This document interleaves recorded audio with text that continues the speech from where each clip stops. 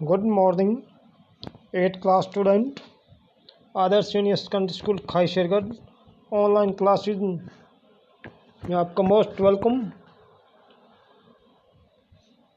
आज का हमारा विषय है हमारे अतीत,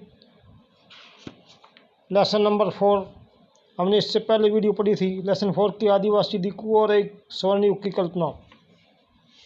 आज हमारी इस लेसन की ये सेकंड वीडियो है। इसके अंदर हम पढ़ रहे थे पेज नंबर 43 पर घुमंतु काश्तकारों का क्या हुआ था। तो इसके अंदर हम पढ़ेंगे आज यहाँ से लेकर, और एक वीडियो पढ़ने की फुल बनेंगी इसकी एक, और बाद में इसके क्वेश्चन भी करेंगे। तो आज हम इसको पढ़ते हैं पेज नंबर 43 पर। ऐसे समूह से अंग्रेज़ों को काफ़ी परेशानी थी जो यहाँ वहाँ भटकते रहते थे और एक जगह ठहर कर नहीं रहते थे। ये तो था पेज नंबर 43 का। अब आता है 44 पर। समूह एक जगह स्थायी रूप से रहें और खेती करें। अंग्रेज ये चाहते थे कि जो आदिवासी लोग हैं ना, एक स्थान पर स्थायी रूप से रहें और स्थायी खेती करें। स्थायी रूप से एक जगह पर रहने वाले किसानों को नियंत्रित करना आसान था। अंग्रेज अपने शासन के लिए आमदनी का नियमित स्रोत भी चाहते थे। फलस्वरूप उन्होंने जमीन के बारे में कुछ नियम लागू कर दिए थे। उन्होंने जमीन को माप कर प्रत्येक व्यक्ति का हिस्से तय कर दिया था। उन्होंने यह भी तय कर दिया था कि किसे कितना लगान देना होगा। कुछ किसानों को भूमि स्वामी और दूसरों को पट्टेदार घोषित कर दिया गया। जैसा कि आप देख चुके हैं अध्याय नंबर 2 के अंदर, पट्टेदार अपने भूस्वामियों का भाड़ा चुकाते थे और भूस्वामी सरकार को लगान देते थे।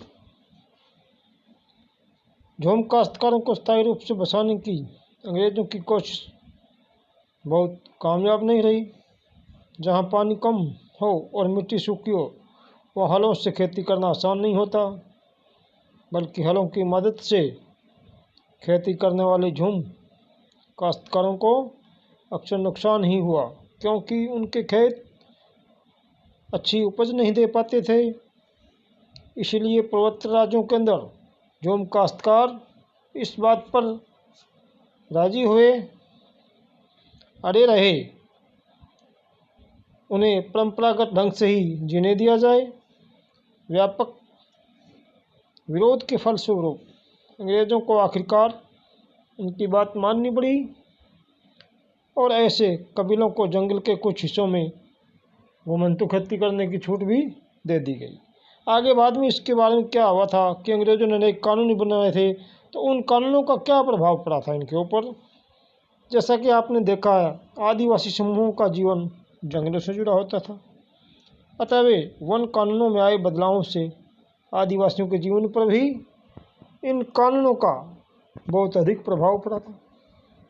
अंग्रेज़ों ने सारे जंगलों पर अपना नियंत्रण स्थापित कर लिया था और जंगलों को राज्य की संपत्ति घोषित कर दिया था। कुछ जंगलों को आरक्षित वन घोषित कर दिया था।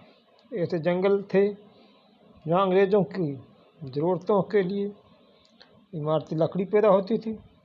इन जंगलों से अंग्रेज़ों को स्वतंत्र रूप से घूमने, झूम खेती करने, फल इकट्ठा करने या पशुओं का शिकार करने की इजाज़त नहीं थी।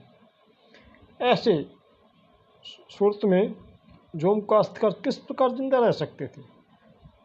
इसलिए उन्होंने बहुत से लोग जो है काम छोड़कर रोजगार की तलाश में मजबूरन दूसरे इलाकों में जाना पड़ा था। जैसे ही अंग्रेज़ों ने जंगलों के भीतर आदिवासियों के रहने पर पाबंदी लगा दी, उनके सामने एक समस्या हो गई थी। समस्या यह थी कि रेलवे स्लीपर बनाने के लिए पेड़ काटने और लकड़ी को एक जगह से दूसरी जगह पर ले जाने के लिए मजदूरों का इंतजाम कहाँ से किया जाए। औपनिवेशिक अधिकारियों ने इसका एक हल ढूंढ लिया। उन्होंने तय किया कि झूम काश्तकारों को जंगल में ज़मीन के छोटे छोटे टुकड़े दिए जाएंगे और उन्हें वहाँ खेती करने की भी छूट होगी। गांव में रहने वालों को वन विभाग के लिए मजदूरी करनी होगी और जंगलों की देखभाल करनी होगी। इस तरह बहुत सारे इलाकों में वन विभाग ने सस्ते श्रम की आपूर्ति सुनिश्चित करने के लिए वन गांव बसा दिए थे।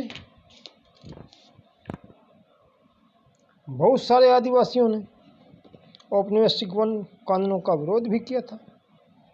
उन्होंने नए नियमों का पालन करने से इनकार कर दिया और उन्हीं तौर तरीकों से चलते रहे जिन्हें सरकार गैर कानूनी घोषित कर चुकी थी।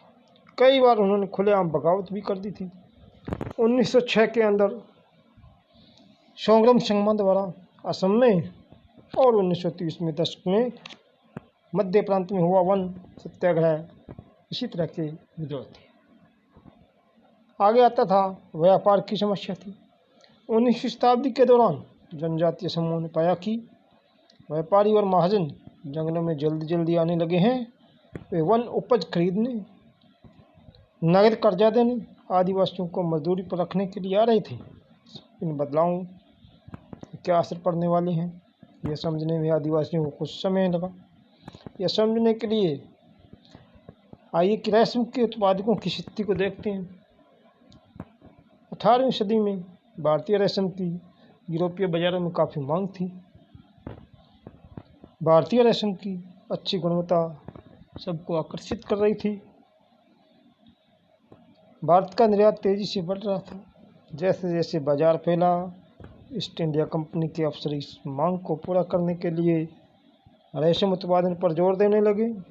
वर्तमान झारखंड में स्थित हजारीबाग के आसपास रहने वाले संथाल रेशम के कीड़े पालते थे। रेशम के व्यापारी अपने एजेंटों को भेजकर आदिवासियों को काफ़ी कर्जा देते थे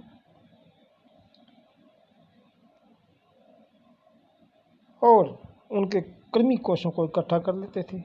1000 कर्मी कोषों के लिए 3-4 हज़ार रुपये मिलते थे। इसके बाद इन कर्मी कोषों को बर्दवान या गया भेज दिया जाता था, जहां उन्हें 5 गुना कीमत पर आगे बेचा जाता था। निर्यातकों और रेशम उत्पादकों के बीच कड़ी का काम करने वाले बिचौलियों को जमकर मुनाफा होता था। रेशम उत्पादकों को बहुत मामूली फ़ायदा मिलता था। स्वाभाविक है कि बहुत सारे आदिवासी समुदाय बाजार और व्यापारियों को अपना सबसे बड़ा दुश्मन समझने लगे थे। आगे आता है काम की तलाश। काम की तलाश में घर से दूर जाने वाले आदिवासियों की दशा तो और भी खराब थी। 19वीं सदी के आखिर से ही चाय बागान फैलने लगे थे। खनन उद्योग भी एक महत्वपूर्ण उद्योग बन गया था। असम के चाय बागानों और झारखंड की कोयला खदानों में काम करने के लिए आदिवासियों को बड़ी संख्या में भर्ती किया गया था। इन लोगों को ठेकेदारों की मार्फत भर्ती किया गया। ये ठेकेदार न केवल उन्हें बहुत कम वेतन देते थे, बल्कि उन्हें घर वापस लौटने भी नहीं देते थे। आगे आता है इसके अंदर की नज़दीकी से देखने पर इन लोगों के ऊपर क्या कुछ हुआ था, क्या कुछ विद्रोह हुए थे, इनके बारे में और पढ़ते हैं। 19वीं और 20वीं शताब्दियों के दौरान देश के विभिन्न भागों में जनजातीय समूहों ने बदलते कानूनों, अपने व्यापार पर लगी पाबंदियों, नए करों और व्यापारियों व महाजनों द्वारा किए जा रहे शोषण के खिलाफ कई बार बगावत भी की थी। 1931 से 1932 में कोल आदिवासियों ने और 1800 ये पहले था 1831 से 1832 का था और बाद में 1855 के अंदर संथालों ने बगावत कर दी थी। मध्य भारत में वस्त्र विद्रोह 1910 में हुआ था और 1940 में महाराष्ट्र में वर्ली विद्रोह हुआ था। बिरसा जिस आंदोलन का नेतृत्व कर रहे थे, यानी बिरसा मुंडा, आपने नाम सुना होगा पहले भी कि जो बिरसा मुंडा जिस आंदोलन का नेतृत्व कर रहे थे ना, वह भी इसी तरह का विद्रोह था।